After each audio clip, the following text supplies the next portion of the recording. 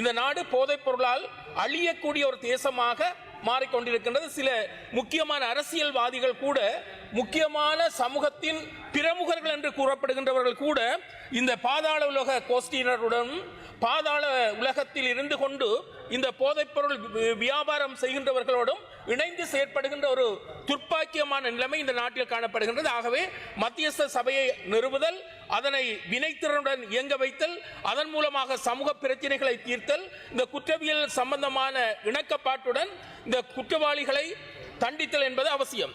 எந்த ஒரு சந்தர்ப்பத்திலும் அப்பாவிகள் தண்டிக்கப்படக்கூடாது, குற்றம் புரிந்தவர்கள் தண்டிக்கப்பட்டே ஆக வேண்டும். அதிலும் குற்றம் புரிந்தவர்களை பாதுகாக்கின்ற ஒரு பொறிமுறை என்பது கடந்த காலங்களில் காணப்பட்டிருக்கின்றது. மிக முக்கியமான குற்றவாளிகள் கூட தப்பித்துக் கொள்ளுகின்ற ஒரு சூழ்நிலை காணப்பட்டது. குறிப்பாக சொல்ல போனால் இந்த உயிர்த்த ஞாயிறு தாக்குதலை எடுத்து பார்த்தால், இந்த உயிர்த்த ஞாயிறு தாக்குதல் நடந்ததன் பின்னர் 3 ஜனாதிபதிகள் வந்திருந்தார்கள். ஆனால் இந்த உயிர்த்த ஞாயிறு தாக்குதலில் சம்பந்தப்பட்ட சூத்திரதாரி, முக்கியமாக இந்த அழிவை ஏற்படுத்திய அந்த அல்பா என்று சொல்லுகின்றார்கள், சாம் என்று சொல்லுகின்றார்கள், பப்பா என்றெல்லாம் சொல்லுகின்றார்கள். இப்படிப்பட்டவர்கள் யார் என்பது புரியாத ஒரு நிலைமை காணப்பட்டது. உண்மையில் குற்றம் செய்தவர்கள் தண்டிக்கப்பட்டுதான் ஆக வேண்டும். குற்றவாளிகளை பாதுகாக்கின்ற ஒரு சட்ட கட்டமைப்பு அல்லது குற்றவாளிகளை பாதுகாக்கின்ற ஒரு அரசியல் கட்டமைப்பு இருக்குமாக இருந்தால் நிச்சயமாக இந்த நாடு முன்னேறுவதற்கு இடமே இல்லை.